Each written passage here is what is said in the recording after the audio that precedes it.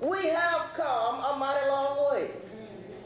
For if you look at society today in 2011, in comparison to 1811, we have indeed come a mighty long way.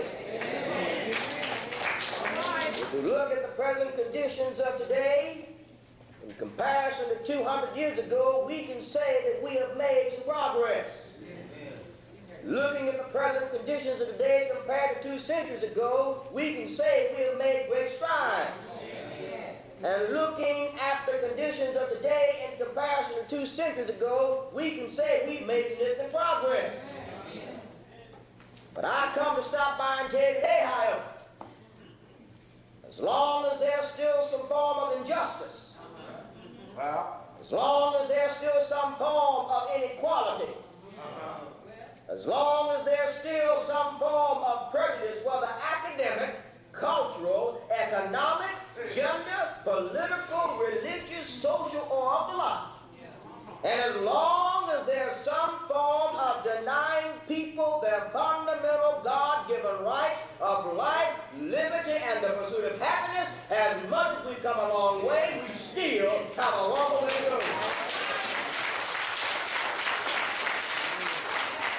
Knowing that black men are still the majority population within state and federal penitentiaries, we still have a long way to go.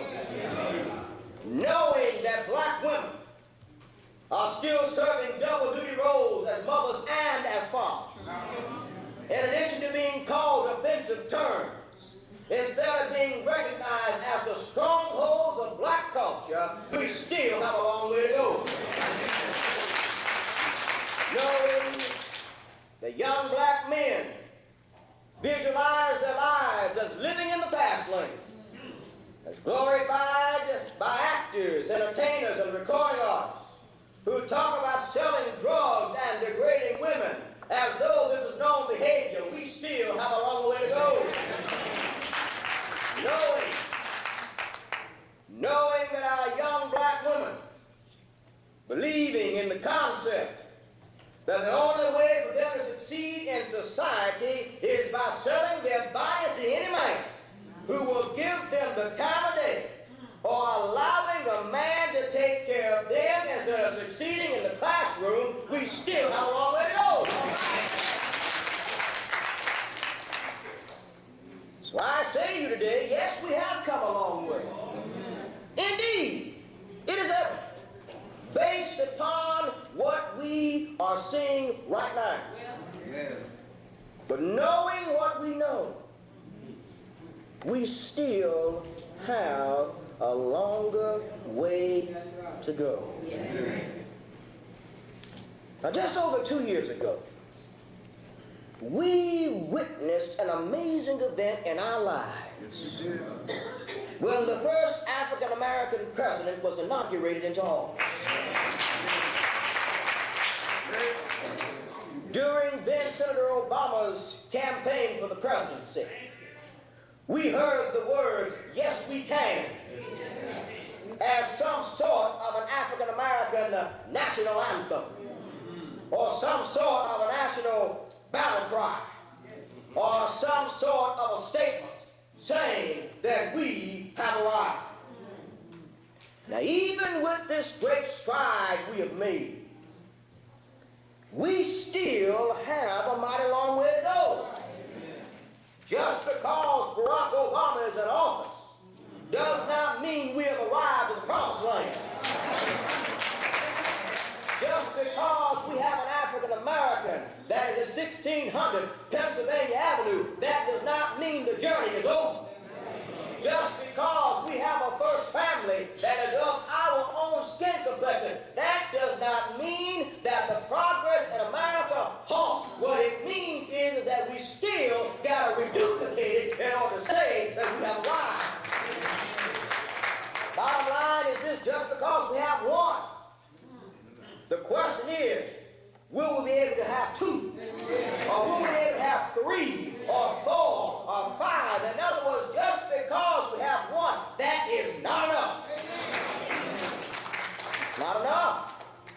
Just because we say we have one That does not mean we give up on our laurels. That does not mean we do not continue the fight. That does not mean we do not continue the struggle for freedom and equality. Because the bottom line is this, is that our children are still failing in the education system. Our children are still not graduating from college at the rates of other races. We're seeing our young men and our young women being thrown by the wayside. Ladies and gentlemen, we as a race indeed have come a long way, but oh, my brothers and sisters, I come to tell you today, we still have a long way to go. We still have to make strides every day to honor those that have gone before us and those who are going to step up and take the leading roles once those who have gone along the way will no longer be on the scene. Ladies and gentlemen, I believe that we play a vital role in the decision and policy-making process that will determine the future of our great society. Amen. But in order for the dream of a better life to occur, we must work together today as a cohesive unit and decide on the issues and concerns that will have an impact on not only us, but also the future as well. In my perfect and honest opinion, I believe that one way in which we can work together as a cohesive unit, and one way in which we can decide on the issues and concerns that are facing us now and furthermore, is by redefining the content of character. By redefining the image of America. Now, some of you are probably saying now, Reverend, what is the content of character? What is the image of America? In my personal opinion, the content of character, the image of America, is simply a sum or a range or a meaning of the individual qualities or characteristics that are visually represented within a country that consists of 50 states, the District of Columbia, and several territories. Content of character, the image of America, is what we make it out to be. Throughout the history of this civilization, the image of America has been defined in such a way that does not represent the true nature and the true character of the United States of America. For far too long, we have seen the image of America be defined by others. For far too long, we have seen the image of America being destroyed by others. For far too long, we have seen the image of America being written by our white brothers and sisters instead of having the full story of America being written by all races, by all cultures, and by all creeds. Bottom line is simply this, and we all know it. The history of America for far too long has been told by one side, as evidence within the textbooks, as evidence within our history, as evidence within our newspapers, as evidence within our television programs, as evidence within the publication of the American media. For far too long, the image of black America has been denigrated. We've been seen as persons that cannot get along. We've been seen as persons that will battle one against the other. We have been seen as persons that will be divided based upon our skin complexion, light versus dark. We, for far too long, when it comes down to the image of America, we have been divided because of the fact that some African Americans are educated while others may be still trying to get there. In other words, for far too long, we've allowed the image of America to be defined by others, but now is the time we take our rightful place and we redefine the image of America. Now is that time.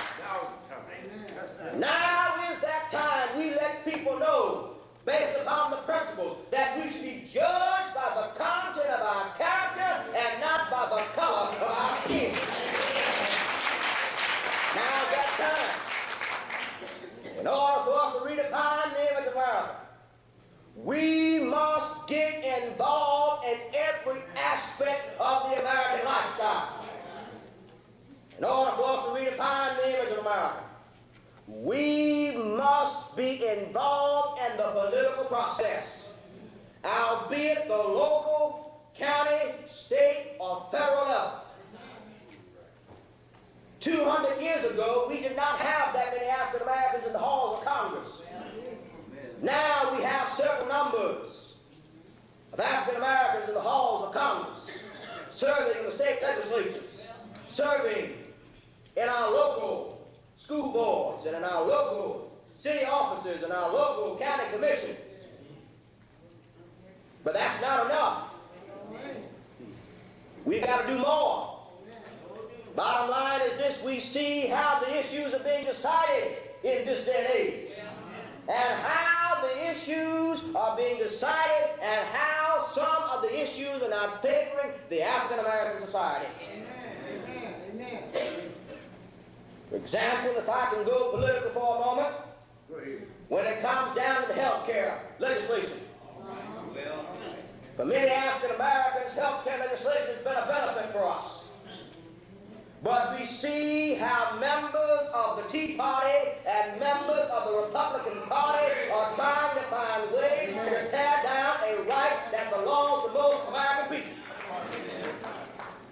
Now, some of you may agree or may not agree with the health care legislation, but I come to tell you, if we look at it at a closer instance, we see that it's a great help for the African American society. Because for far too long, we are one race that has had so many health conditions. High blood pressure, Alzheimer's, diabetes. So many conditions and diseases that have plagued the African American culture and the African American society. So whenever there's forms of legislation that favors our culture and our society, we should stand up and should voice our opinions and our concerns. And whenever those opinions and concerns seem like they're going to be drowned out, we need to continue to march forward and to march on. Amen. Bottom line is this: in 2 years' time, we will have another presidential election. And as we can see based upon the media, that the President of the United States is facing some hard times and some hard troubles.